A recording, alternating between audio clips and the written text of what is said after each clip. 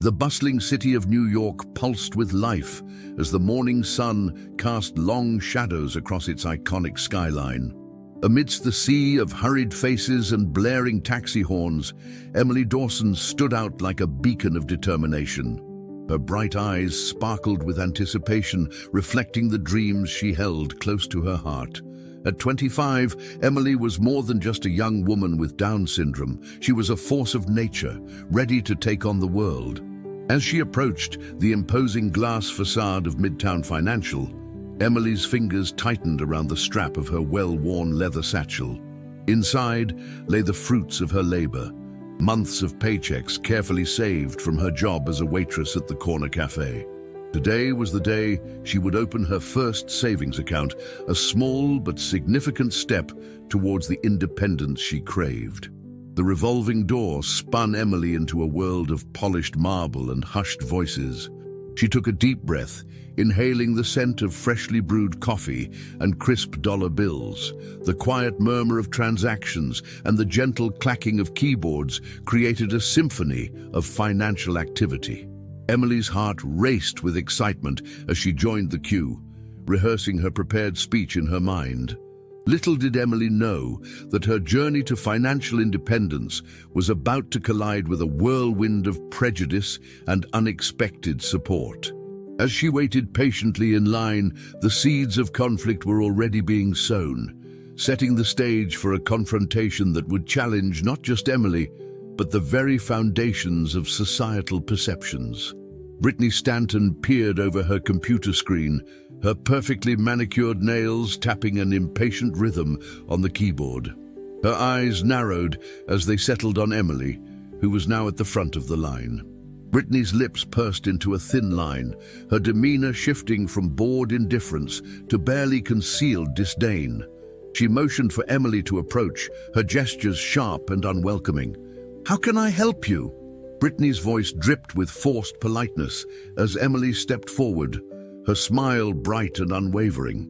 Emily began to explain her intent to open a savings account, her words careful and practiced.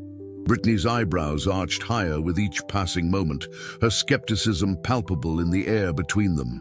She cut Emily off mid-sentence, demanding to see her identification and proof of income. Emily's hands trembled slightly as she retrieved the documents from her satchel, laying them out on the counter with pride. Brittany snatched them up, her eyes darting across the pages with growing incredulity. The teller's lips moved silently as she read, her expression morphing from disbelief to something akin to amusement. With a dismissive flick of her wrist, she slid the papers back across the counter. "I'm sorry, but we can't open an account for you without a legal guardian present," Brittany stated, her tone leaving no room for argument. Emily's smile faltered, confusion clouding her features. She tried to explain that she was an adult, fully capable of managing her own finances, but Brittany had already turned away, calling out, "Next in line, please." Emily stood rooted to the spot, her mind reeling from the abrupt dismissal. The cacophony of the bank faded to a dull roar in her ears as she struggled to process what had just happened. Behind her, the line of waiting customers began to shift restlessly, their impatience growing with each passing second. Emily's cheeks burned with embarrassment as she felt the weight of their stares on her back. "Is there a problem here?" A deep voice cut through the tension, and Emily turned to find herself face to face with Greg Morgan, the bank manager. His tailored suit and polished shoes exuded an air of authority that made Emily shrink back instinctively. Brittany quickly filled him in on the situation, her words hushed but laden with condescension. Greg's eyes flicked between Emily and the documents on the counter, his brow furrowing. "Miss Dawson," Greg began, his tone patronizing, "I understand you want to open an account, but we have certain protocols in place. For your own protection, of course." He smiled, but it didn't reach his eyes.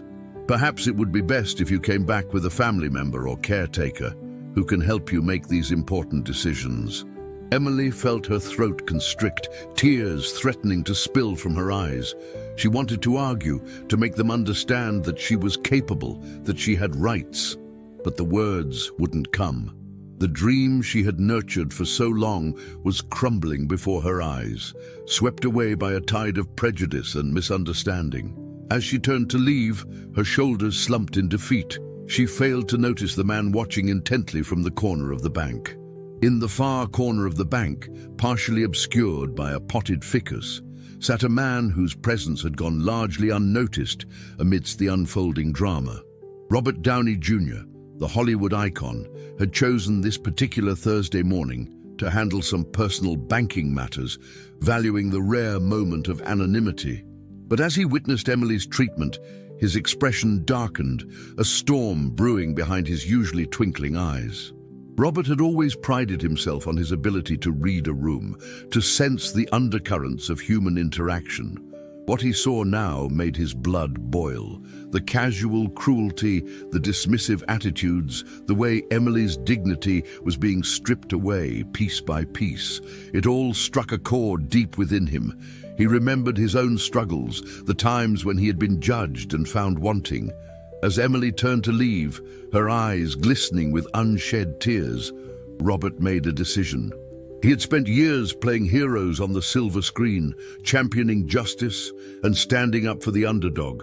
But this wasn't a movie set, and there was no script to follow.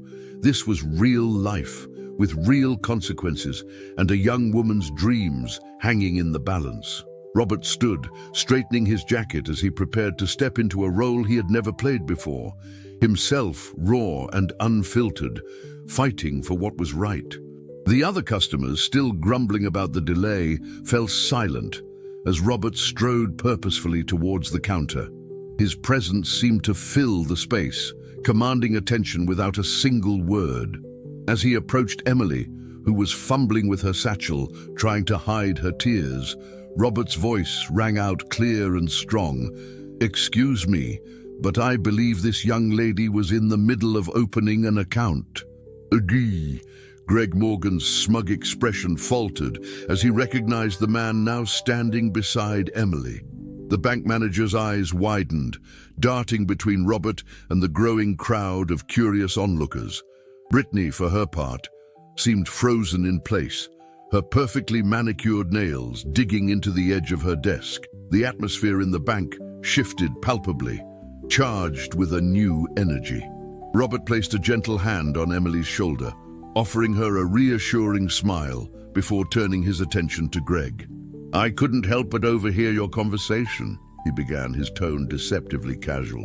"And I have to say, I'm a little confused. Could you explain to me and everyone else here exactly why this young woman can't open her own bank account?" The challenge in his voice was clear, daring Greg to justify his actions. Greg cleared his throat nervously, his earlier confidence evaporating under Robert's intense gaze. "Mr. Downey, I assure you, we're simply following bank policy. In cases where we have concerns about a customer's ability to manage their finances independently, we require additional oversight." The words sounded hollow even to his own ears, a flimsy excuse that did little to mask the underlying prejudice. Robert's eyebrow arched skeptically. Concerns? Based on what exactly? The fact that Emily has Down syndrome, because from where I'm standing, she seems perfectly capable of making her own decisions. She's employed, she's saved her money, and she's here to open an account. What more do you need? His words hung in the air, a gauntlet thrown down in the face of discrimination. The bank fell silent, every eye fixed on the unfolding confrontation. Greg Morgan shifted uncomfortably, his earlier bravado crumbling under the weight of Robert's scrutiny. Brittany, still seated at her desk, seemed to shrink into herself, her face a mask of shame and discomfort. Emily, who had been on the verge of leaving moments ago, now stood tall, drawing strength from the unexpected support. "Mr. Downey," Greg began, his voice strained, "I assure you, we have no intention of discriminating against anyone.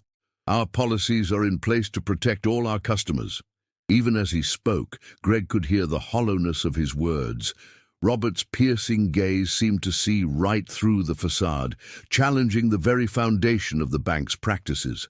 Robert's response was swift and cutting. Protection, or prejudice disguised as policy, because from where I'm standing, the only thing Emily needs protection from is the narrow-mindedness of institutions like this one. His words resonated through the bank, striking a chord with many of the onlookers who had remained silent until now. Murmurs of agreement began to ripple through the crowd. Emily, emboldened by Robert's defense, found her voice. "I've worked hard for this," she said, her words clear and steady. "I'm an adult, I make my own decisions, and I have the right to manage my own money."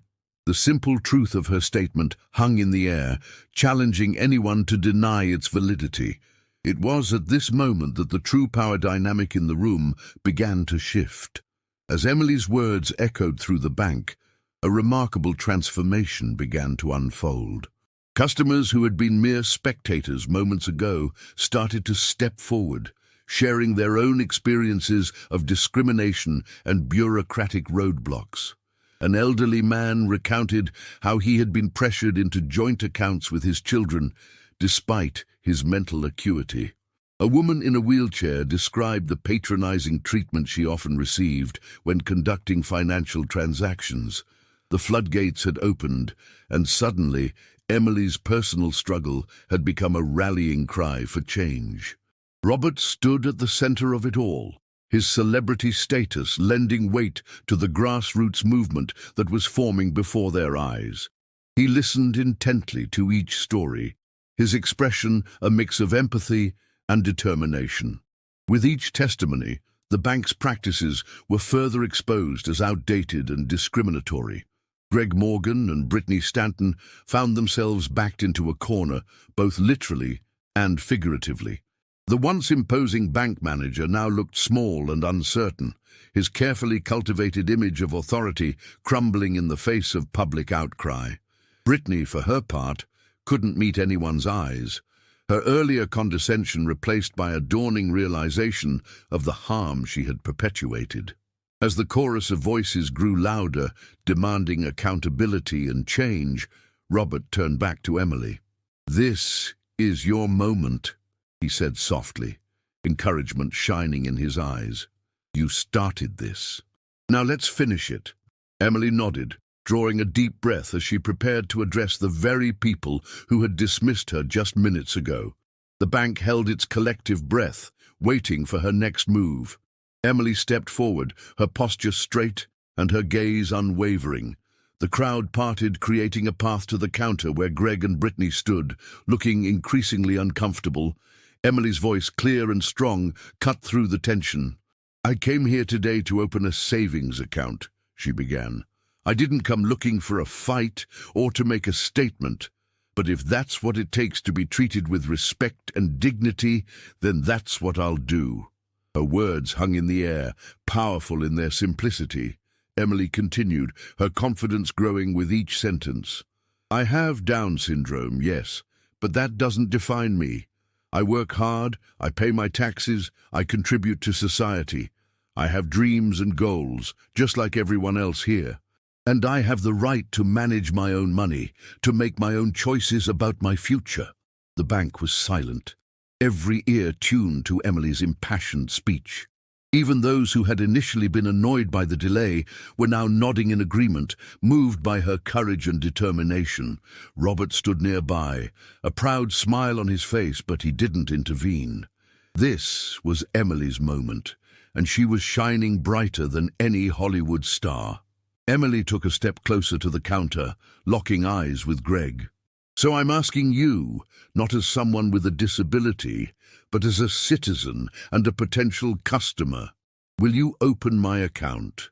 Will you treat me with the same respect you'd give to anyone else who walked through that door?" The challenge in her voice was clear, daring Greg to deny her this basic right in front of the now supportive crowd. Greg Morgan's composure, already cracking under the pressure, finally shattered. He looked around the bank, seeing the sea of faces united in support of Emily. The realization dawned on him that he was on the wrong side of history, clinging to outdated prejudices that had no place in modern society. With a deep sigh, he nodded slowly. "You're right, Miss Dawson. I was wrong. Of course, we'll open your account." A cheer erupted from the crowd, the tension in the air dissolving into celebration. Brittany, her earlier disdain replaced by genuine remorse, quickly began processing Emily's application. As she worked, she looked up at Emily, her eyes glistening. "I'm so sorry for how I treated you," she said softly. "I never stopped to think about the impact of my actions. Thank you for opening my eyes." Robert, who had been watching the scene unfold with a mixture of pride and satisfaction, stepped forward. "This isn't just about one account or one bank," he addressed the crowd. "This is about changing the way we see and treat each other. It's about recognizing the dignity and potential in every human being, regardless of their differences. Emily has shown us the way forward. Now it's up to all of us to follow her lead." As Emily signed the final documents for her new savings account, the atmosphere in the bank had transformed completely. What had begun as a routine Thursday morning had become a watershed moment, a catalyst for change that would ripple far beyond the walls of this single institution. And at the center of it all stood Emily, her smile radiant as she held her new bank card, a symbol of independence and victory. In the days that followed, Emily's story spread like wildfire. Social media buzzed with accounts of what had transpired at Midtown Financial, with hashtags like Emily Effect and Banking for All trending worldwide. News outlets clamored for interviews, eager to share the tale of the young woman with Down syndrome who had stood up to discrimination and won. Emily found herself thrust into the spotlight, a reluctant but powerful advocate for change. Greg Morgan, to his credit, didn't shy away from the controversy. Instead, he used it as an opportunity for growth, both personal and professional. He initiated a comprehensive review of the bank's policies, bringing in disability rights experts and advocates to help reshape their approach to inclusivity. Brittany, too, embraced the chance to learn and improve, volunteering for sensitivity training and becoming a vocal supporter of disability rights within the company. Robert Downey Jr.'s involvement added star power to the cause, drawing attention from Hollywood and beyond. He used his platform to amplify Emily's message, sharing her story on talk shows and in interviews. But always, he was careful to keep the focus on Emily and the larger issues at stake, rather than his own role in the events. "I just happened to be in the right place at the right time," he would say. "Emily is the real hero of this story." As the dust began to settle, Emily found herself grappling with her newfound fame and influence. She had never sought to be a spokesperson or a symbol, but she recognized the power of her position. With the support of her family and new allies, she began to explore ways to turn this moment into a movement, to ensure that what happened to her would never happen to anyone else again. Greg Morgan sat in his office, staring out at the New York skyline as he pondered the events of the past week. The framed mission statement on his wall, once a source of pride, now seemed hollow and outdated. He realized that true inclusivity required more than just words on paper. It demanded a fundamental shift in thinking and behavior. With a determined set to his jaw, Greg picked up his phone and dialed the number for a prominent disability rights organization. Across town, Brittany Stanton stood in front of her bathroom mirror, rehearsing the speech she would give at the next staff meeting. "I was wrong," she practiced, her voice trembling slightly.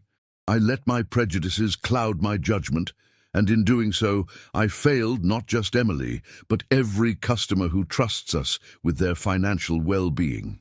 The words felt foreign on her tongue, but with each repetition they became more natural, more sincere.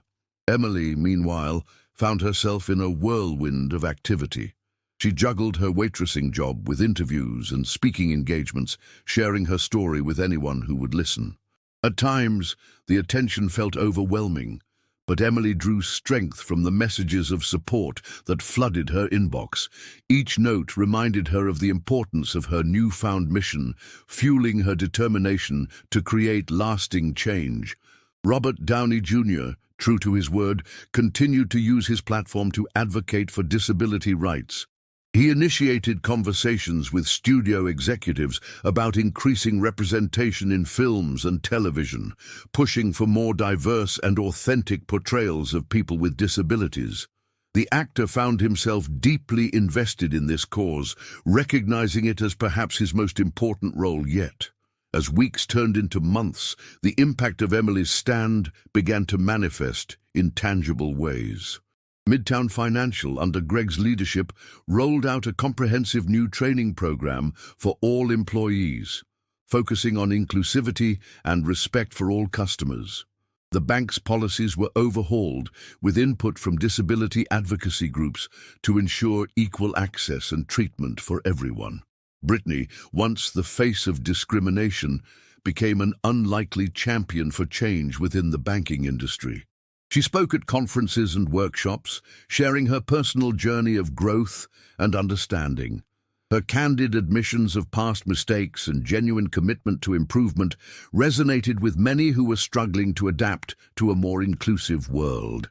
Emily's influence extended far beyond the banking sector. Schools invited her to speak about self-advocacy and the importance of standing up for one's rights. Businesses sought her input on how to create more inclusive environments for both employees and customers. Emily embraced these opportunities, growing more confident and articulate with each engagement.